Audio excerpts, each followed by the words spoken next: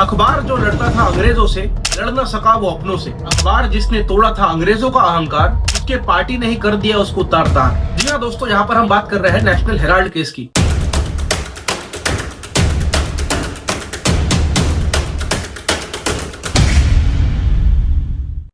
तो इस पूरे मामले की शुरुआत होती है 1938 में, जब हमारे चाचा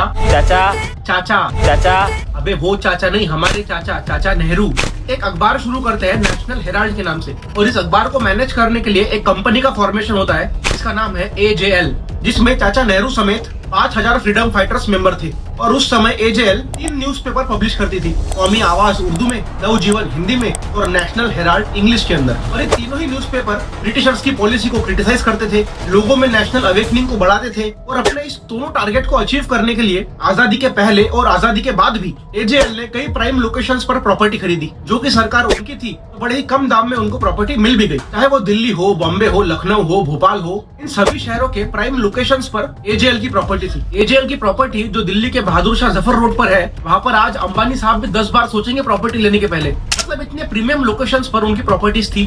समय का चक्र आगे बढ़ता है, भारत आजाद हुआ, पेपर चलने लगा।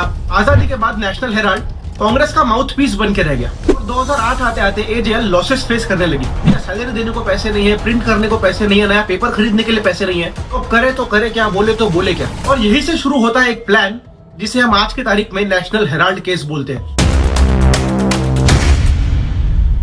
तो इस पूरे मामले को हम 3 स्टेप में समझ सकते हैं। Step number 1, AJL company losses face कर रही थी, उनके पास सैलरी देने को पैसा नहीं है, नए अखबार छापने को पैसा नहीं है और 90 करोड़ का कर्जा हो चुका है। तो उस वक्त AICC all India Congress committee उनको 90 करोड़ का लोन देती है। Step number 1, AJL losses face कर रही थी और AICC उनको 90 करोड़ का लोन देती है। फिर आता है स्टेप नंबर 2, एक नई कंपनी बनाई जाती है यंग इंडिया लिमिटेड के नाम से, जिसमें 76% शेयर होल्डिंग सोनिया गांधी और राहुल गांधी की थी और रेस्ट 25% मोतीलाल वोरा, ऑस्कर फर्नांडिस, सुमन दुबे और सैम पिट्रोदा की थी। अब ये जो नई कंपनी बनी यंग इंडिया लिमिटेड के नाम से, ये कांग्रेस पार्टी से उनका 90 करोड़ का कर्जा खरीदती है 50 लाख में। तो स्टेप नंबर 1 क्या थी कि AJL लॉसेस फेस कर रही थी।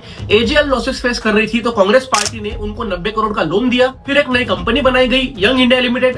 Young India limited Congress party से उन्होंने 90 करोड़ का जो कर्जा दिया वो खरीदती है 50 लाख में। और फिर स्टेप नंबर 3 आता है, जहां पर यंग इंडिया लिमिटेड AJL से 90 करोड़ वसूल करती है शेयर्स में, जहां पर AJL 10 रुपए पर शेयर के हिसाब से 9 करोड़ शेयर इशू करता है यंग इंडिया लिमिटेड को। जहां पर थर्ड स्टेप में AJL का ऑफिशियल मालिक अब यंग इंडिया लिमिटेड हो चुका था। तो 3 स्टेप में क्लियर है कि AJL को लॉसेस फेस हुए, कांग्रेस ने 90 करोड़ का लोन दिया, 90 करोड़ का लोन दिया, नई ऑर्गेनाइजेशन बनाई यंग इंडिया लिमिटेड।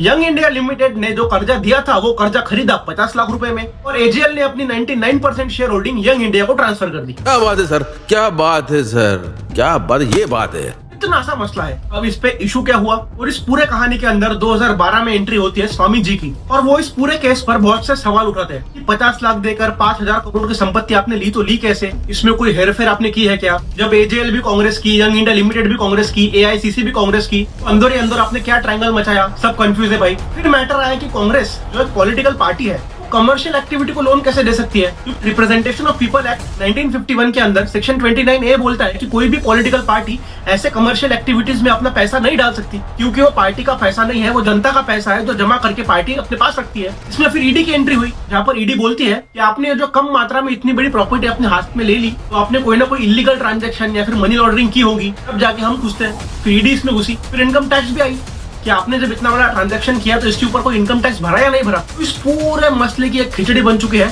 जो कि आज रिप्रेजेंट हो रही है हमारे सामने। 2012 में रजिस्टर हुआ केस, 2025 आ रहा है, क्या होगा भैया पता नहीं। आप इसके ऊपर क्या सोच सकते हो मुझे बताइए। वीडियो अच्छा लगा तो लाइक कीजिए और हमारे चैनल को सब्सक्राइब कीजिए।